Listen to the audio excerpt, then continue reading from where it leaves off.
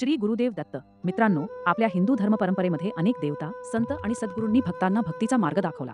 पण या सर्वांमध्ये भगवान दत्तात्रेयांचे स्थान अत्यंत विशेष आहे. दत्तगुरू म्हणजेच ब्रह्मा, विष्णू आणि महेश या त्रिदेवांचे एकरूप स्वरूप मानले जाते. त्यांच्या नावातच भक्तांसाठी एक वेगळी शक्ती आहे. श्री गुरुदेव दत्त हा मंत्र श्रद्धेने घेतला की मनाला आधार मिळतो, संकटात धीर येतो आणि आपल्या जीवनातील अंधारामध्ये आशेचा प्रकाश निर्माण होतो, अशी भक्तांची श्रद्धा आहे. आजची कथा एका अशाच साध्या भक्ताची आहे. हा भक्त श्रीमंत नव्हता, त्याच्याकडे मोठी संपत्ती नव्हती, मोठे घर नव्हते, पण त्याच्याकडे एक गोष्ट होती, दत्तगुरूंवरील अढळ श्रद्धा. एका छोट्याशा गावात गोविंदा नावाचा एक गरीब शेतकरी राहत होता. घरामध्ये त्याची वृद्ध आई, पत्नी आणि 2 मुले होती. गोविंदा दिवसभर शेतामध्ये कष्ट करायचा आणि संध्याकाळी घरी परतल्यावर आपल्या घराच्या देव्हाऱ्यासमोर बसून श्री गुरुदेव दत्त असा जप करायचा. त्याच्या घरातील देव्हाऱ्यात दत्तगुरूंची एक छोटीशी मूर्ती होती. ती मूर्ती त्याच्या वडिलांनी त्याला दिली होती. गोविंदा रोज सकाळी उठून प्रथम त्या मूर्तीसमोर दिवा लावायचा.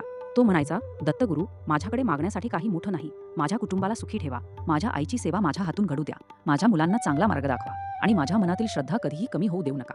गोविंदाचे जीवन साधे होते, पण एक वर्ष गावावर मोठे संकट आले. पावसाने पाठ फिरवली, शेतातील पिके वाळू लागली, विहिरीतील पाणी कमी झाले, गावातील अनेक शेतकऱ्यांवर कर्ज झाले. गोविंदाचेही पीक नष्ट झाले. सावकार दररोज घरी येऊ लागला. गोविंदा, पैसे कधी देणार असा प्रश्न तो विचारायचा. गोविंदा शांतपणे म्हणायचा, पीक आले असते तर पैसे दिले असते. यंदा परिस्थिती खराब झाली. पण सावकाराला त्याची अडचण समजत नव्हती. एक दिवस त्याने गोविंदाला धमकी दिली, 15 दिवसांत पैसे दिले नाहीस तर तुझं शेत माझं. गोविंदाच्या पायाखालची जमीनच सरकली. ते शेत त्याच्या वडिलांची शेवटची आठवण होती. त्या रात्री गोविंदा देव्हाऱ्यासमोर बसला. डोळ्यांत अश्रू होते.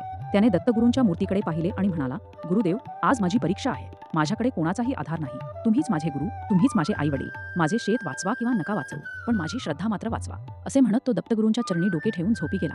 त्या रात्री त्याला एक अद्भुत स्वप्न पडले. स्वप्नामध्ये त्याला एक तेजस्वी संन्यासी दिसला. अंगावर भगवी वस्त्रे, हातात कमंडलू, चेहऱ्यावर विलक्षण शांतता आणि डोळ्यांत करुणा. त्या संन्याशाने गोविंदाकडे पाहून सांगितले, घाबरू नकोस, जिथे श्रद्धा असते तिथे गुरुचा आधार असतो. गोविंदाने विचारले, आपण कोण? संन्यासी फक्त हसला आणि म्हणाला, उद्या सकाळी गावाबाहेरच्या जुन्या वडाच्या झाडाजवळ जा. इतके बोलून तो अदृश्य झाला. गोविंदाची झोप उडाली. पहाट झाली. त्याने घरातील काम आटोपले आणि गावाबाहेरच्या वडाच्या झाडाजवळ गेला. तेथे एक वृद्ध संन्यासी बसलेला होता. गोविंदाने त्यांना पाहिले आणि त्याच्या अंगावर रोमांच उभे राहिले. तोच चेहरा, तोच तेज, तोच संन्यासी त्याला स्वप्नात दिसला होता. गोविंदा त्यांच्या चरणी पडला. गुरुदेव. दुसऱ्या दिवशी त्याने पुन्हा खोदले. तिसऱ्या दिवशी अचानक त्याच्या फावड्याला दगड लागला. गोविंदाने माती बाजूला केली. खाली जुनी विहीर दिसली. विहिरीमध्ये थोडे पाणी होते. गोविंदाच्या डोळ्यांत अश्रू आले. त्याने हात जोडले आणि म्हणाला, श्री गुरुदेव दत्त. त्याने ती विहीर साफ केली. काही दिवसांनी त्या विहिरीमध्ये पाणी वाढले. त्याने शेताला पाणी दिले. जिथे जमीन कोरडी पडली होती तिथे हळूहळू हिरवाई दिसू लागली. गावातील लोक आश्चर्याने पाहू लागले. काही दिवसांत गोविंदाच्या शेतात हिरवेगार पीक उभे राहिले. सावकारही आश्चर्यचकित झाला. पीक विकल्यानंतर गोविंदाने त्याचे कर्ज फेडले. पण गोविंदाने हा चमत्कार स्वतःच्या सामर्थ्याचा मानला नाही. तो म्हणाला, हे माझे कर्तृत्व नाही, माझ्या गुरूंची कृपा आहे. तो पुन्हा त्या वडाच्या झाडाजवळ गेला, पण तेथे संन्यासी नव्हते. गोविंदाने गावभर शोध घेतला. कोणालाही त्या संन्याशाची माहिती नव्हती. तेव्हा त्याला जाणवले, माझ्या हाकेला स्वतः दत्तगुरू आले होते. त्या दिवसापासून गोविंदाची दत्तभक्ती आणखी वाढली. तो रोज श्री गुरुदेव दत्त या मंत्राचा जप करू लागला. पण दत्तगुरूंची खरी शिकवण त्याला अजून समजायची होती. एक दिवस गावामध्ये एक वृद्ध साधू आले. त्यांनी गोविंदाला सांगितले, दत्तगुरू फक्त संकट दूर करणारे देव नाहीत, ते माणसाला संकटातून शिकवतात. गोविंदाने विचारले, गुरुदेव, त्यांची कृपा कशी मिळते? साधू म्हणाले, फक्त मोठमोठ्या पूजा करून नाही, सत्य बोलून, आई वडिलांची सेवा करून, गरिबाला मदत करून, अहंकार सोडून आणि प्रत्येक जीवामध्ये परमेश्वर पाहून.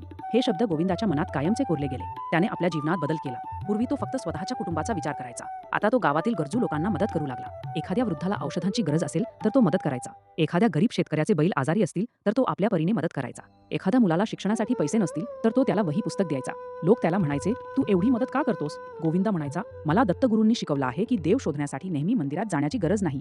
गरजू माणसाच्या डोळ्यांत पाहिलं तरी देव दिसतो. हळूहळू गावात गोविंदाची दत्तभक्त म्हणून ओळख निर्माण झाली. पण खरी परीक्षा अजून बाकी होती. एका रात्री गोविंदाची आई अचानक आजारी पडली. तिची प्रकृती गंभीर झाली. गावात डॉक्टर नव्हता. शहर दूर होते. रात्र खूप काळोखी होती. गोविंदा आईजवळ बसला. आईने त्याचा हात हातात घेतला आणि म्हणाली, बाळा, माझ्यासाठी चिंता करू नकोस, दत्तगुरूंचं नाव घे. गोविंदाच्या डोळ्यांत पाणी आले. त्याने आईच्या कपाळावर हात ठेवला आणि म्हणाला, आई, माझा गुरु माझ्यासोबत आहे. त्याने श्री गुरुदेव दत्त असा जप सुरू केला. तेवढ्यात बाहेरून कोणीतरी दार ठोठावले. गोविंदाने दार उघडले. बाहेर एक अनोळखी वैद्य उभा होता. तो म्हणाला, मला गावातून जाताना समजले की तुमच्या आईची तब्येत खराब आहे, मला आत येऊ द्या. गोविंदाने त्यांना आत घेतले. वैद्याने आईची तपासणी केली आणि औषध दिले. काही वेळात आईची प्रकृती सुधारू लागली. गोविंदाने त्या वैद्याला पैसे देऊ केले. पण वैद्य म्हणाला, मला पैसे नकोत. मग काय देऊ? वैद्य म्हणाला, फक्त दत्तगुरूंचे नाव घेत जा. गोविंदाने पुन्हा त्यांच्याकडे पाहिले. क्षणभर त्याला त्या वैद्याच्या चेहऱ्यावर तेच दिसले. तो म्हणाला, गुरुदेव. पण पुढच्याच क्षणी वैद्य तेथे नव्हता. गोविंदा बाहेर धावत गेला. रस्ता रिकामा होता.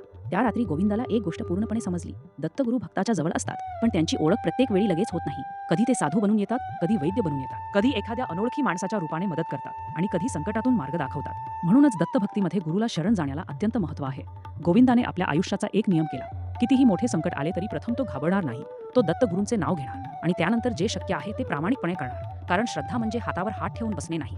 श्रद्धा म्हणजे देवावर विश्वास ठेवून आपले कर्तव्य प्रामाणिकपणे करणे. काही वर्षांनी गोविंदाचा मुलगा मोठा झाला. त्याला शहरात नोकरी मिळाली. घरची परिस्थिती सुधारली. पण गोविंदा मात्र पूर्वीसारखाच साधा राहिला. त्याने कधीही दत्तगुरूंच्या कृपेचा गर्व केला नाही. एक दिवस त्याचा मुलगा म्हणाला, बाबा, तुम्ही आयुष्यभर दत्तगुरूंची पूजा केली. तुम्हाला त्यांच्याकडून काय मिळालं? गोविंदा हसला. तो म्हणाला, मला पैसा मिळाला नाही असं नाही. संकटातून मार्ग मिळाला. पण त्याहून मोठी गोष्ट मिळाली. मनाला आधार मिळाला. मुलाने विचारले, तो आधार म्हणजे काय? गोविंदा म्हणाला, जगात कितीही लोक सोडून गेले, कितीही संकटे आली, कितीही अडचणी उभ्या राहिल्या, तरी मनात एक आवाज असतो, घाबरू नकोस, तुझ्या गुरुचा हात तुझ्या डोक्यावर आहे. हाच आधार, हीच दत्तगुरूंच्या भक्तीची खरी शक्ती आहे. मित्रांनो, आजच्या काळात प्रत्येक माणसाच्या आयुष्यात काही ना काही चिंता आहे. कोणाला पैशाची चिंता आहे, कोणाला घरातील भांडणांची चिंता आहे, कोणाला मुलांच्या भविष्याची चिंता आहे, कोणाला नोकरीची चिंता आहे, कोणाला व्यवसायाची चिंता आहे. कधी कधी आपल्याला असे वाटते की आपण एकटे आहोत, पण अशा वेळी दत्तगुरूंचे स्मरण मनाला शांतता देऊ शकते. आपण श्रद्धेने म्हणू शकतो, श्री गुरुदेव दत्त. या मंत्राचा अर्थ केवळ शब्दांमध्ये नाही, त्यामध्ये गुरुवर विश्वास आहे, त्यामध्ये समर्पण आहे, त्यामध्ये आशा आहे आणि सर्वात महत्त्वाचे म्हणजे आपल्या मनातील भीती कमी करण्याची शक्ती आहे. दत्तगुरूंच्या चरित्रामधून आपल्याला एक मोठा संदेश मिळतो. संकट आले म्हणून श्रद्धा सोडू नका.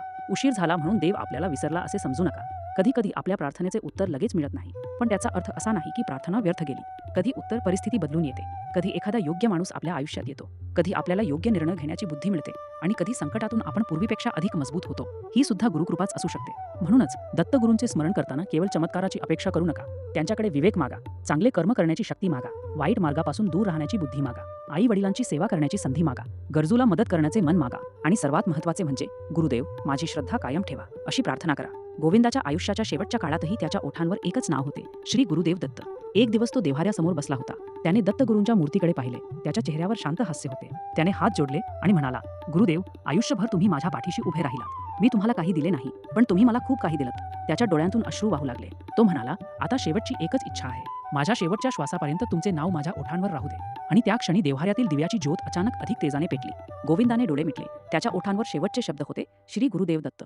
मित्रांनो, ही कथा आपल्याला सांगते की भक्ती म्हणजे केवळ देवाकडे काही मागणे नाही. भक्ती म्हणजे देवावर विश्वास ठेवणे. भक्ती म्हणजे संकटातही मन स्थिर ठेवणे. भक्ती म्हणजे चांगले कर्म करणे. आणि भक्ती म्हणजे गुरुच्या चरणांवर आपला अहंकार ठेवणे.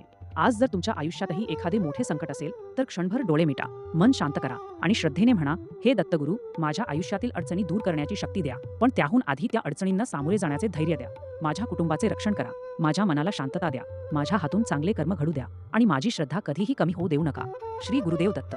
ज्यांच्या मनात दत्तगुरूंची श्रद्धा आहे त्यांनी कमेंटमध्ये एकदा प्रेमाने लिहा, श्री गुरुदेव दत्त. आज कदाचित तुमची ही छोटीशी श्रद्धा कोणाच्या तरी दुःखी मनाला आधार देईल. दत्तगुरूंची कृपा आपल्या सर्वांवर राहो. आपल्या घरात सुख, शांती, समाधान आणि सद्बुद्धी नांदो. अवधूत चिंतन, श्री गुरुदेव दत्त.